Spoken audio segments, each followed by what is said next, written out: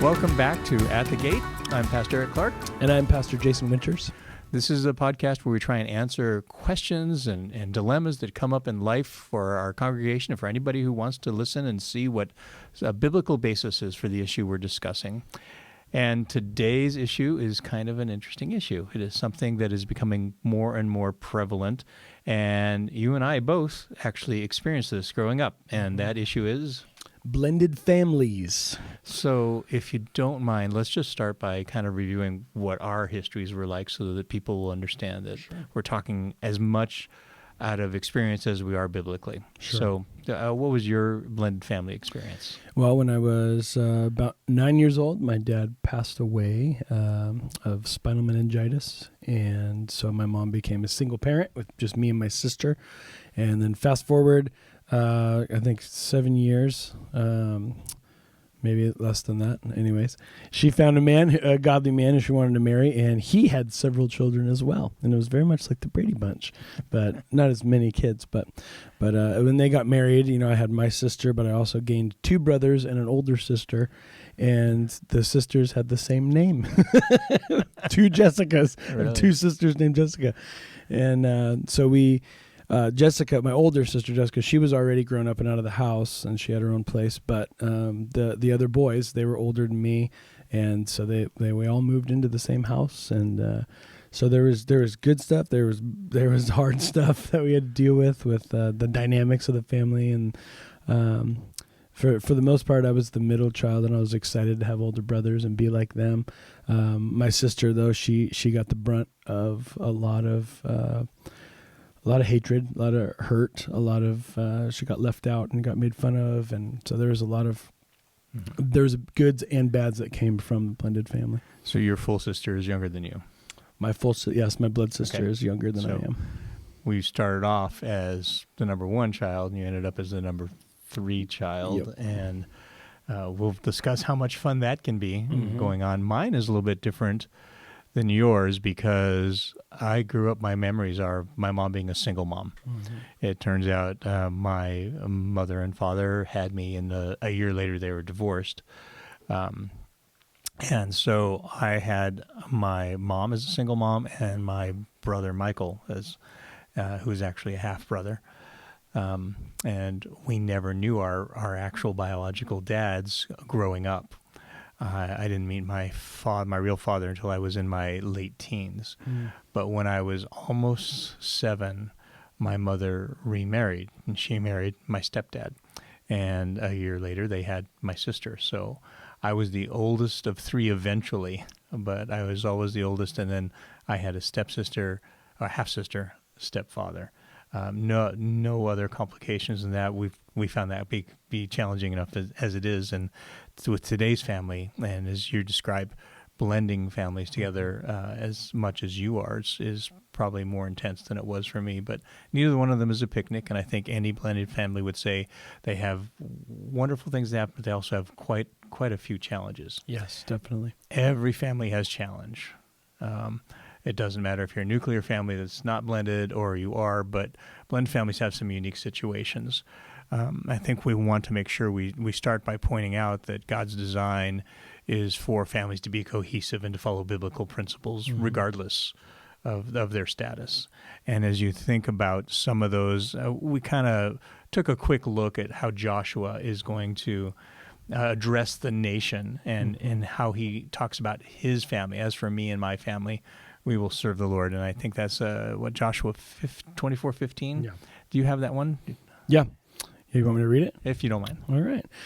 So Joshua 24:15. This is Joshua standing before Israel. This is kind of toward the end of his life, and he's kind of making a charge to Israel to make God the foundation. And these are some of the words that he says. And it says, "But if serving the Lord seems undesirable to you, then choose for yourself this day whom you will serve, whether the gods your ancestors served beyond the Euphrates, or the gods of the Amorites in whose land you are living. But as for me and my house, we will serve the Lord." So there was some easy distractions for these people to fall into to what their family used to worship, where they came from, the gods of their ancestors. And well, this is what the family's always done. Dad's always brought out the idol, and we always went to temple, and now God has called them out to be holy, to be set apart, and he's moved them in. They're moving into the promised land, and there's already some cultures there in the promised land who they're going to be with, and those are going to be distractions for them.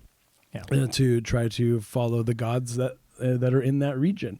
And so Joshua is putting a charge on them to say, you need to make up your minds, because there's going to be times when it does feel undesirable maybe to follow the Lord, because it's not going to be what you feel in your flesh is good for you or the best for you. But he's saying you need to make up your minds now, and not in the moment when the temptation's there to follow these other gods, but make up your mind now. Right. The principles that apply to any and in every family is that the parents set the tone for the exercise of faith. Not all children may follow it or agree with it, but the greatest opportunity for any family to be successful is for both parents to be utterly committed to following God. Joshua says, me and my household, we're going to follow God. Well, that's an interesting phrase because he uses my household. So there's a lot of times when we, in any family, struggle because children want to make different choices than their parents sometimes. And you have a whole passel of teen girls. Yes, I do. Condolences. Pray for me. I have 3 grown children, but at some point, each and every one of them said, I'm tired of going to church. I don't want to go to church. And I had realized, and I had told them all when they were young, it says, this household follows Jesus Christ. And you, at some point in your life, are going to have to decide whether you follow or not. But the people in my household will honor the God that we serve. And when you reach a certain age, generally in their early teens, you can say, I don't want to go to church. That'll be your choice, but that'll come with a bit of a struggle for us as a family, because this household, the place where I live, the place where my wife and I partner together and are the ones who are given charge over this household, are the ones who will set the tone. And for you to remain, you may make different choices, but you are going to honor it while you're within our household. Yep. You don't have to believe it. You don't have to practice everything, but you do need to honor it. So all kinds of interesting things happen. Each child at some point, and I don't know that you've ever shared having this same situation, but my kids, I don't want to go to church. And I would say that's okay. You are now reached an age where you can make that choice. However, understand there are situations that come with it. And some people might say I'm manipulative, but I believe I'm leading my household when I would look at them and say, after church, we as a family go out to lunch. Well, if you're not choosing to come to church, it means you're choosing not to be with the family for that day, and we're not going to come back home and get you and take you to lunch. Well, why not? Because you didn't choose to come with the household to church. And then I would look, and this is where people would say, wow, that is super manipulative. I would say, the Clarks go to church. Yep. You need to decide if you're a Clark. That could be a lot of guilt-inducing, but I take it straight from the idea that this household, the one that God has given me, we will serve God. And you can honor that. You can still be a part of the family, and you'll still be loved, but it comes with, when you make choices, it comes with consequences. And in our particular case, each of the kids went, fine, I'll go get ready. Because they believed in being part of a family, and they believed in the honoring of God. They just didn't want to go to church because they wanted to sleep. I don't know if you've had anything similar to that. I love sleep. Yes, you do. So I have a conversation with myself every morning. Do I want to be part of this household? Do I want to be part of this household or not? And I'm like, you have to get up. And I'm like, no, I want to sleep. Okay, anyways. Yeah, I mean, we've had those conversations with our kids about not even just going to church, but what the things you do and how you represent yourself in the community. And I'm just saying, it's not just because Dad's a pastor; it's because we're Christians and we follow Christ. So the way that we dress and the things that we do and the things that we talk about, the things that we're committed to, need to reflect that in our lifestyle. And so we've definitely had the winters. The winters don't do that. This is what the winters do. And so we've had those conversations, and it's not always easy Mm-hmm. because you and I think this is a cultural thing, at least the last couple of years, is that parents want to be liked by their kids. And I don't know, it seems like, back in the past, it was like, I don't care if my kids like me or not. But there seems to be this flow of, I want my kids to like me. And if I do something or tell them, hey, this is what you're going to do, and it brings sadness to them, or oh, I hate you, then there's this like tendency to, I got to loosen up then. I have to loosen up on my foundation, or loosen up on these rules because I don't want my kids to hate me. But really, your kids are going to love you the more consistent you are with godly principles. They're not always going to show that they love you, and they're not going to say that they love you. But down the road, there's a good chance that they're going to come back and say, thank you so much for guiding me in the right direction, for aiming me in the right direction. So in my own heart, I remember someone telling me once, don't lose the heart of your girls. Yeah. And so that's losing their heart. That's when we are, exasperating them, provoking them to anger, just intentionally like trying to stir the pot with them. And I believe that is how you lose the heart of your kids, is when your own anger and your own flesh gets in the way. But, if you are praying about this and you are following the Lord's leading, and you're delivering it in a way that says, I love you and I want the best for you, and therefore this is what it's going to be, I believe that they might be disappointed, but I don't think you're losing their heart at that moment. I agree. I think you're also planting seeds, because in most families, you'll have somebody that is tends to take the lead on the area of discipline or enforcement of household principles. And the kids don't like that. But what we found is consistently in those situations, that person who took the lead, the kids come back to for advice, because they were always they tried to always be consistent about those principles. This is how we live. This is what we do. And I'm very grateful that as adults, my kids will call up, hey, what did you do in this situation? Or what do you think I should do now? My wife goes, the kids were really appreciate you were the bad guy when they were growing up, but now you've become the wise man at the gate for them as adults. And that took several decades, but now I'm living a very gratified life with my kids, and I admire how they've turned out. They've made great choices, but we gave them a stable home and foundation to do so, not by being popular, but by saying, this is how we in our household follow the Lord. Yeah. The idea of a household, I think, is important, because too often parents and children get involved in a struggle of the wills. Who's going to win?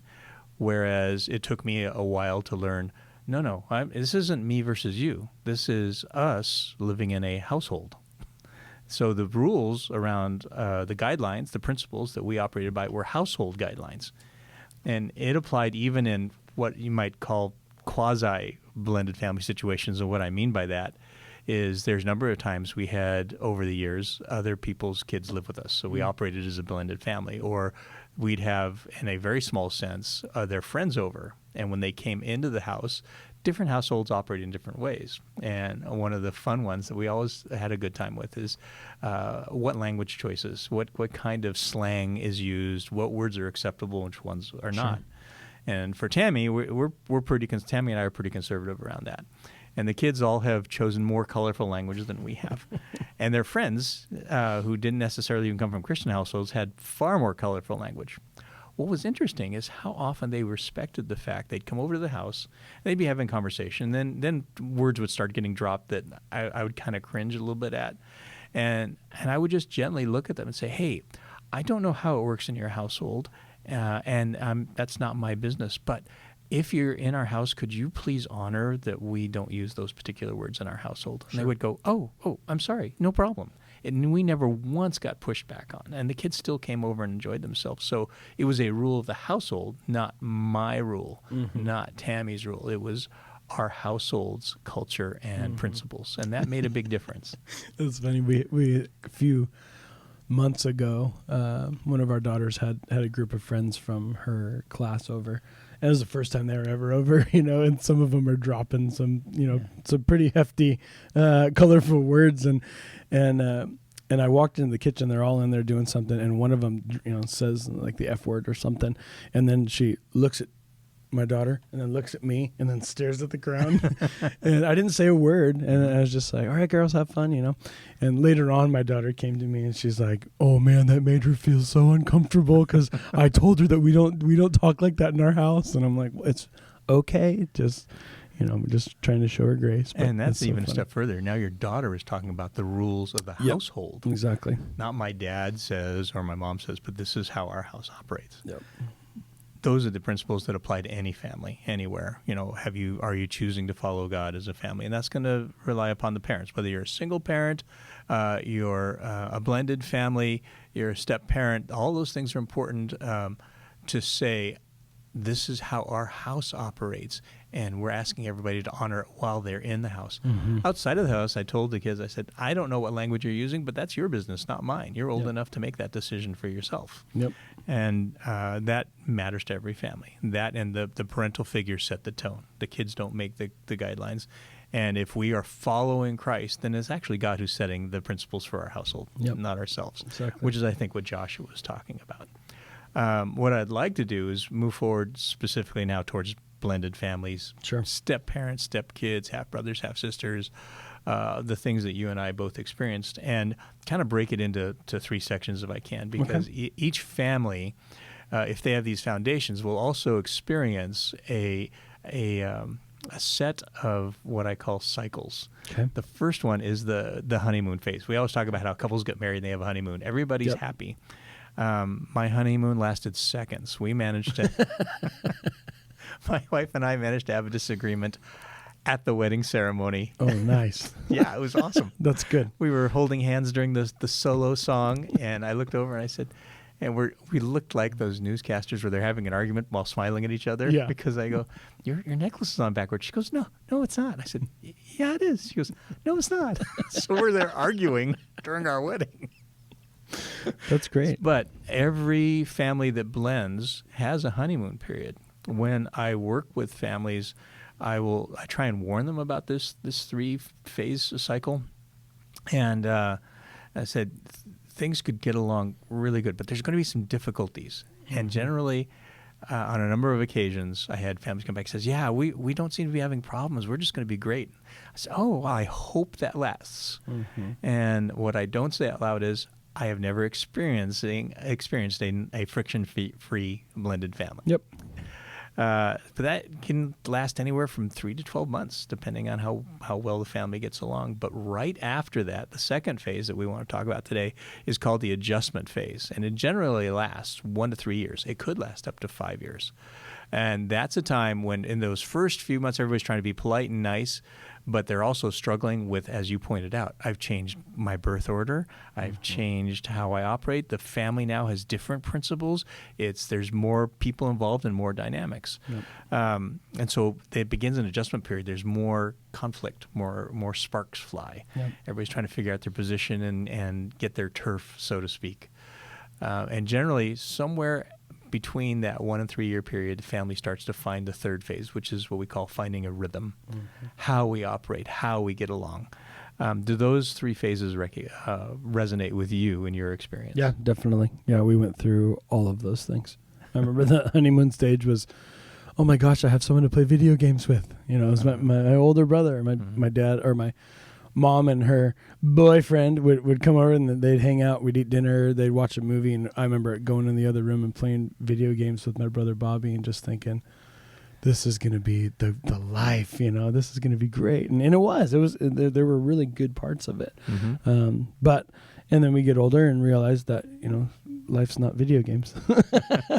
I know that might be a revelation for some of you, even Thomas, that life is not about video games, but I don't know. We're just going to speak truth here in this podcast. So. Okay.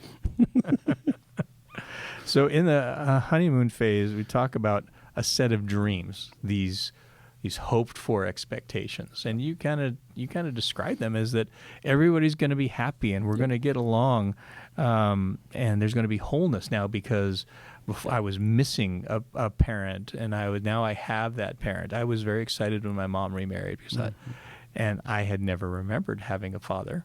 She was They were divorced when I was a year old. I never met him. There was no communication. It was really not a very nice divorce. Yeah. But I remember thinking, I'm going to have a dad. Mm-hmm. And then I got a dad, and it wasn't what I was expecting. So that was very much a dream I had. For the people getting married, there's also a dream there, isn't there? It's the idea I've found the perfect one. This is going to be a great mother to my children, or a great father to my children. And there's a dream that everything's going to work out great, because now I've been carrying the freight all by myself. Yep.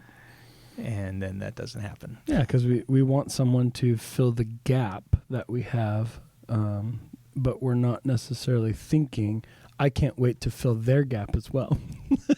We often go into marriage pretty selfish, and even in these blended family situations, I need help, I need this, okay, here's a person who can provide that help, but they have their needs too, and they have their own set of parameters and how they do things, and when we start to realize that, wait, why aren't you doing things the way I've asked you to do them, or the way I like them done, or and all of a sudden Mr. Right turns into Mr. Complicated, or Mrs. Right turns into Mrs. Complicated, and so then your dreams of, I thought this was just going to be easy, or go out the window. Yeah. The another unfulfilled dream is that we're going to come together as a family, and we're going to love each other's kids just as much as we love our own. Yeah. And unfortunately, there's history. I was used to a dynamic with my mother that changed when my father came. So in one sense, I kind of lost part of my mom because now she's married. Now she has other things going on. Yeah. That was an interesting revelation for me. I remember when I was so my dad passes away. I remember sitting at the service, and this lady comes up, and it was a friend of mom of one of my friends, and she hands us each a teddy bear, type of thing. And I remember laying in bed that night and throwing that teddy bear across the room, saying, "This can't replace my dad," just getting so angry about that. So then when my mom went to remarry, that thought came up again, he can't replace my dad. So though I was excited about having a brother, I wasn't as excited about having a dad, because I didn't want him to replace my dad. And so I would often, so this is, the whole blended family thing, I made it my mission to make him hate me. And I wanted him to hate me, and I wanted him to be angry at me. And so I would scream at him sometimes and be so disrespectful and scream in his face, "You're not my dad." And one thing he got it right in a lot of areas, but this is one of the areas he really got it right in, is he looked straight in my eyes and says, "I know I'm not your dad, but I love you like you're my son." And that began to start to crack around my hardened heart around the issue. And he was always so patient and always loving, regardless of how I would come at him. And so I just, as we talk about the dads, out there that are trying to love impossible kids, I was one of those impossible kids. And because of his consistency and his patience and his love for me, he didn't cave, though. He wasn't a guy who, okay, you were mean to me, so I guess you can do it. He stood his ground, but he did it with patience and love and determination to show me that I mattered in his life, and that began to change my heart. Right. It's kind of an important principle, because you moved very quickly then into the adjustment phase. Very quickly. So now in the adjustment phase, there's a whole lot of things that goes differently. It didn't meet my expectations. He's not, or she's not as great a parent as I thought they'd be. My parent always did it this way, and your dad, and you call him dad. I do. You don't call him your dad. stepdad. He is, but he's your dad. Yep. Exhibited patience. He didn't have to exert control immediately, and when he didn't demand your love and automatic respect. Yep. He earned it. Yep. That can be hard in a blended family. Yes, it can. To earn that. So what are some things you saw in him that are biblical principles for earning the respect of stepchildren? He actually cared to listen.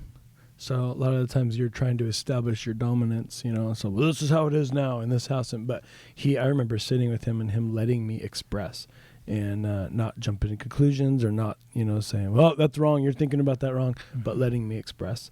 And he heard me, which was really cool. And so I felt loved by him. Yeah. And so that was that was a huge step he took. Yeah, and it doesn't matter whether you're a stepmom or a stepdad.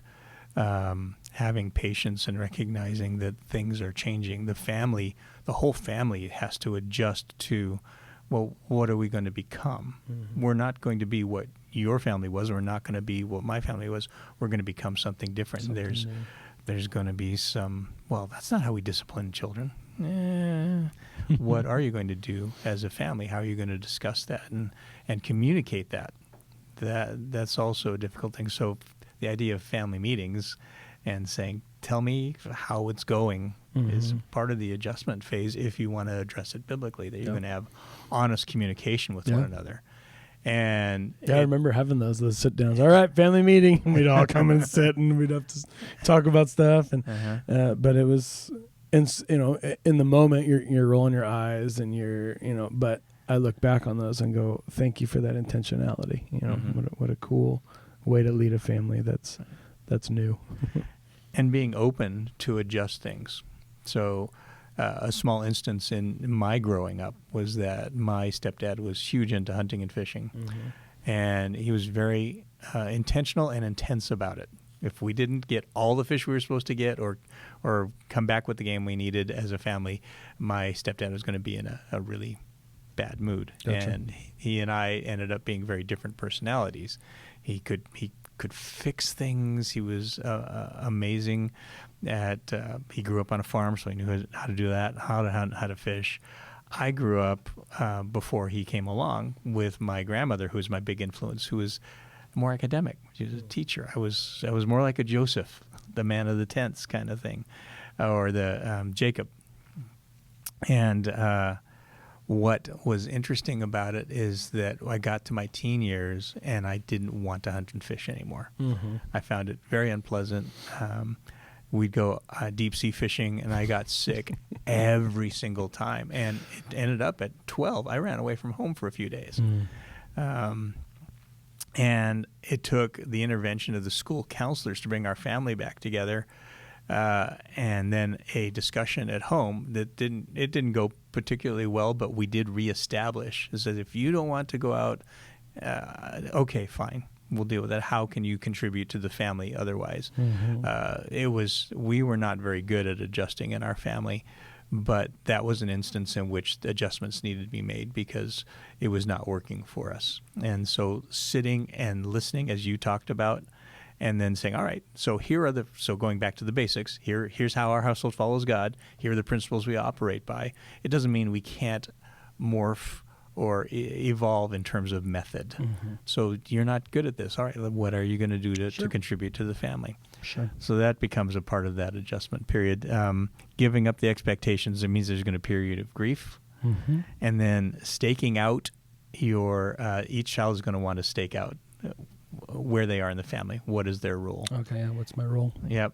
I was always the oldest, so my role didn't change much, although it was fascinating because my half-sister was 7 years younger than I was, and part of what fell to me now was being responsible for part of her caregiving. If mom and dad wanted to go out, they went out, and I was the automatic built-in babysitter. Yeah. Around the house, I was expected to take on eldest son rules, which is not a bad thing looking back on it, but I didn't like it at the time. Yeah. So, and then my brother had to figure out he's no longer the baby, he's now the middle child because my sister is now the baby. And they had to take on different roles as well. So that adjustment you talked about with having an older brother and now being moved to the middle child role, how did that go for the family? Was there friction between siblings as a result of changing roles? There was definitely some friction, between my new siblings. With the youngest now becoming one of the oldest. I think, but it was mainly between the two brothers growing up. But me and the middle brother, we got along pretty well, or at least he put up with me, trying to be. I wanted to be just like him, so I was the one who was in his room all the time, and so we had a good relationship. I think the main really fractured relationship that happened was with my younger sister. Mm-hmm. Is I feel, as I look back and I go, man, I really should have stuck by her side and protected her, but I was so excited to have a new brother that I just left her in the dust. Yeah. And she ended up fending for herself as a younger one. She was 5 years behind us, and she often became the butt of the jokes and the target of, you know, bad humor and mean comments, and that came because I was just an angry kid, you know, from losing my dad, and I hated, you know, I told you, you've heard the story. I told God, I hate you and I don't want anything to do with you, and so, and all that. So really, as I look at the struggle as the youngest in our family, got the worst of it. Yep. And since then, you know, I've chatted with my sister, and we've rekindled and built our relationship, you know, and I had to just apologize to her for I was not the brother that you deserved, and not the brother I should have been. But yeah, that's how it kind of worked out in ours. Yeah, with some of the families, it becomes that adjustment period it becomes a catastrophe. People want to give up. A lot of second marriages end in that first 3-year period because, and very often for any number of reasons, but often one of the reasons is the kids. I don't like the way you treat my children. I don't like the way you're parenting.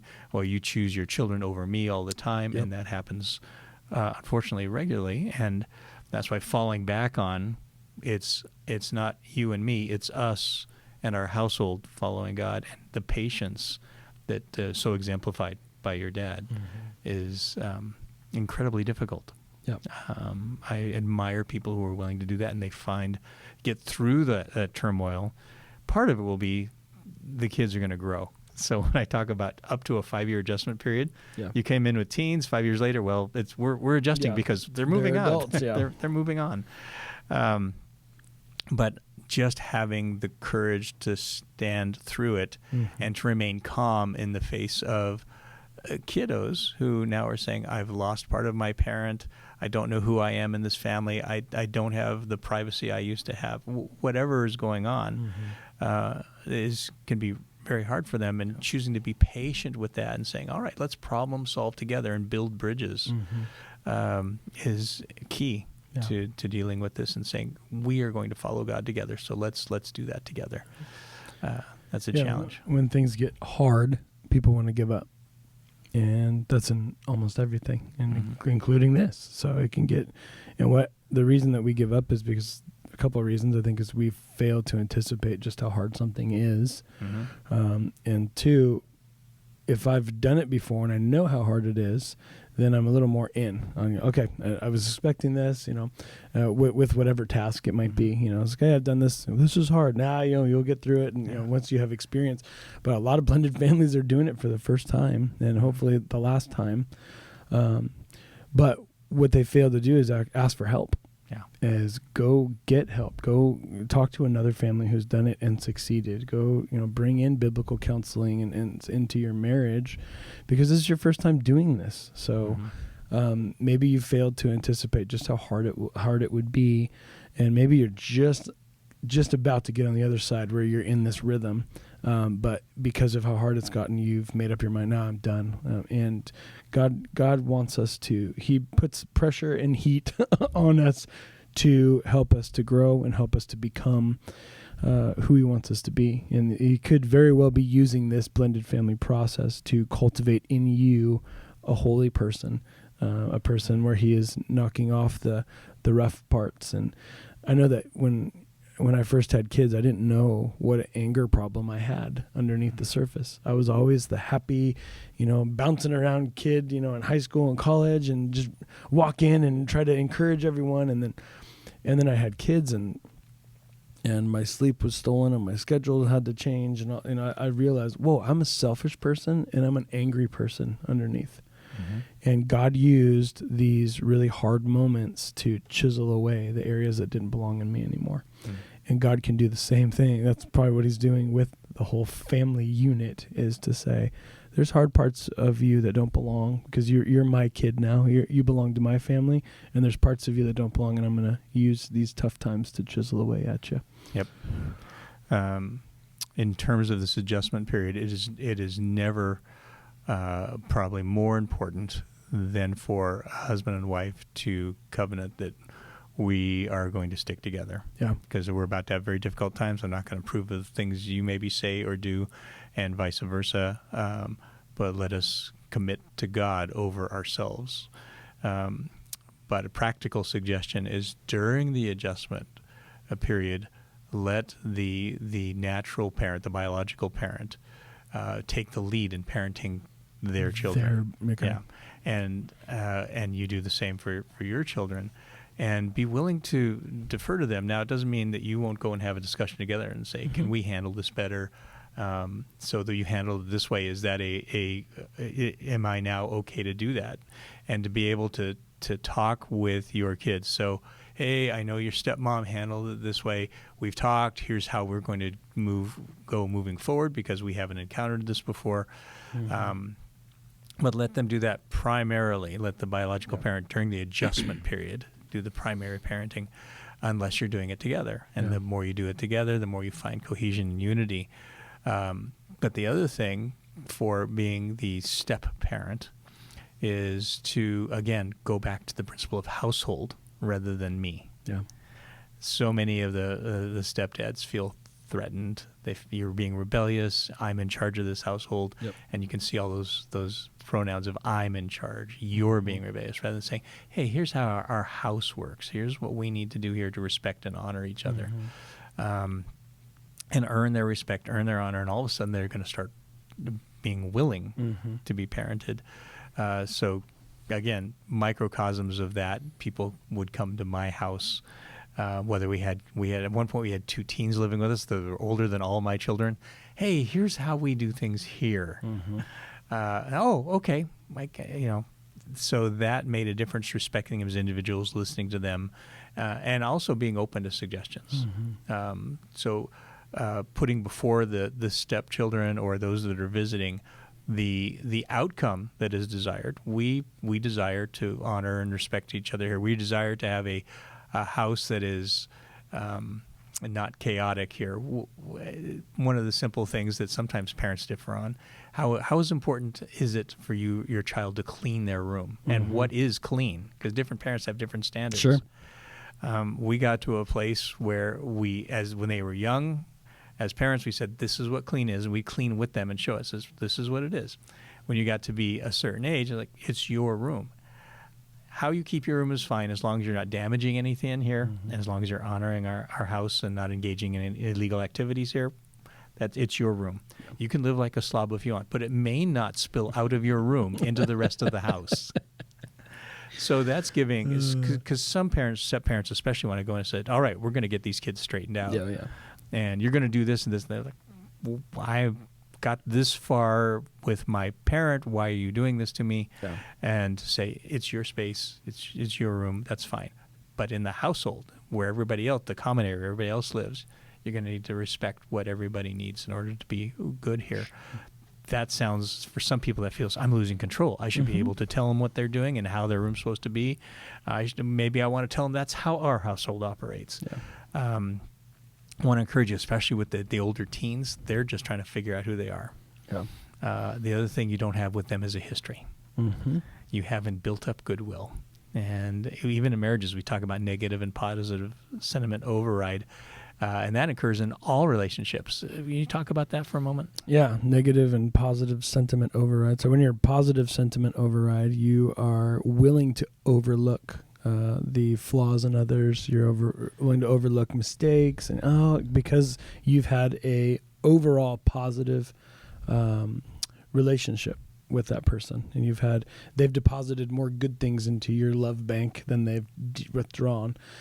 So that's the honeymoon stage with most of us is, oh, he's so dreamy, and oh, he messed up. Oh, I don't care, But then you get into when you have when you start to experience too many withdrawals from your bank account and these negative experiences, you can get into negative sentiment override, which which means that you view everything in the negative. So even if he does something positive, you view it negatively.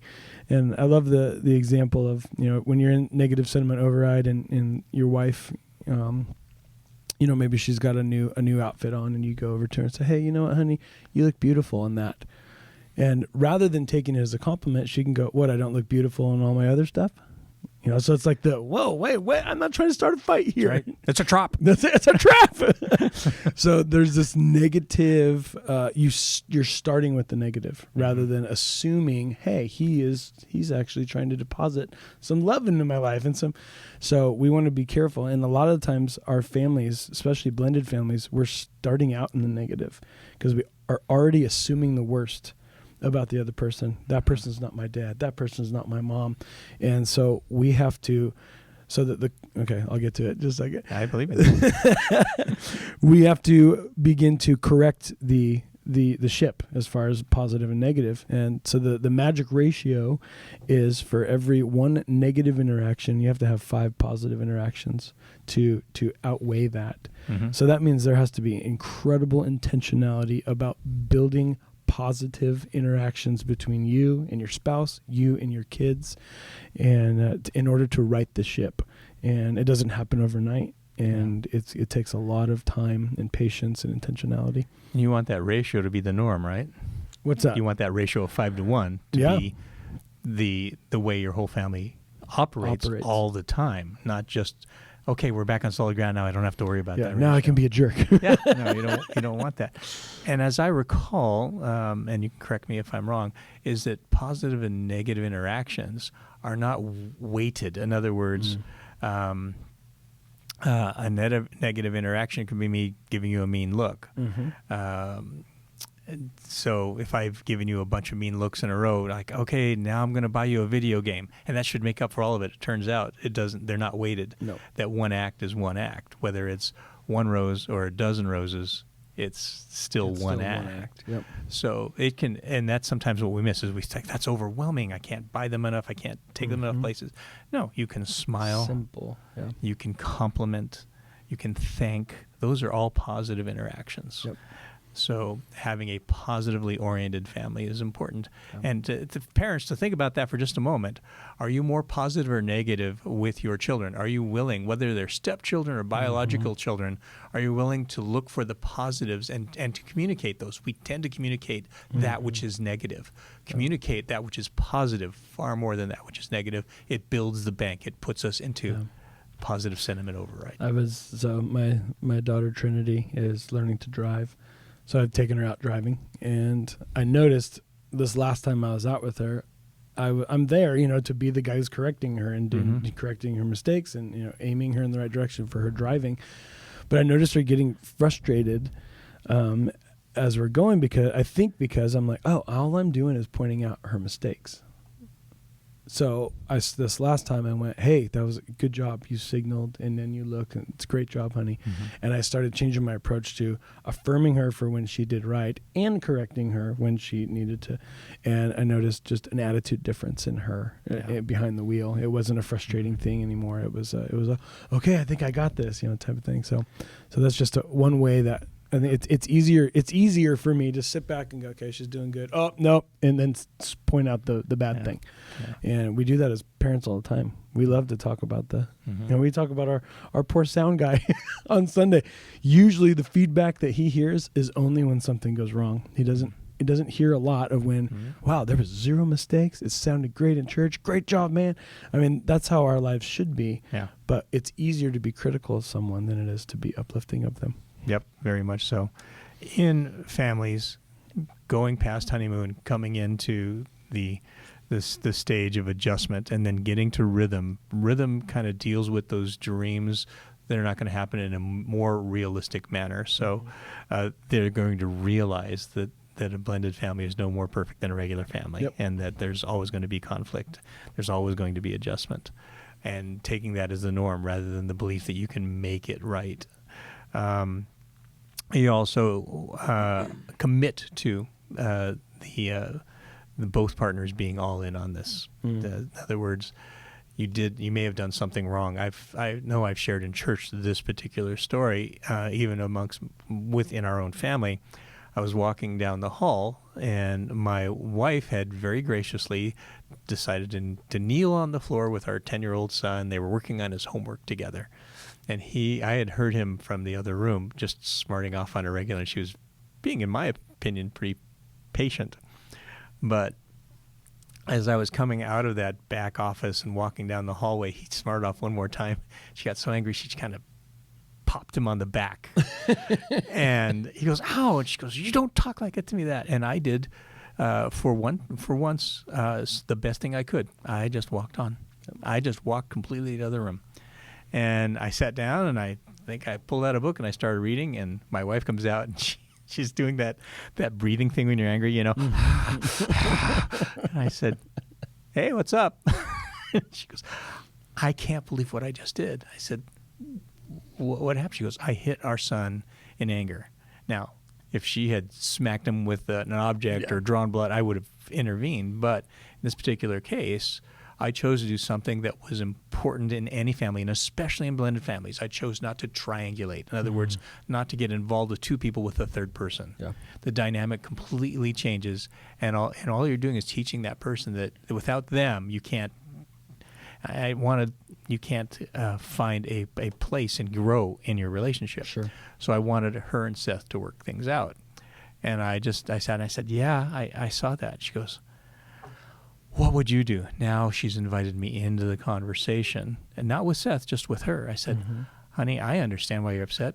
I'm not sure I would have had as much patience as you had. But while he needed correction and discipline because he was being disrespectful, I might be prone to go back and tell him, if I were in your shoes, you know, I reacted inappropriate. Please forgive me for striking you in anger. You did deserve the discipline, but please forgive me for the execution of that." She goes, "Really?" I said, "Hey, I'm not sure I could do it if I was in your shoes, but I'm not invested in this like you are."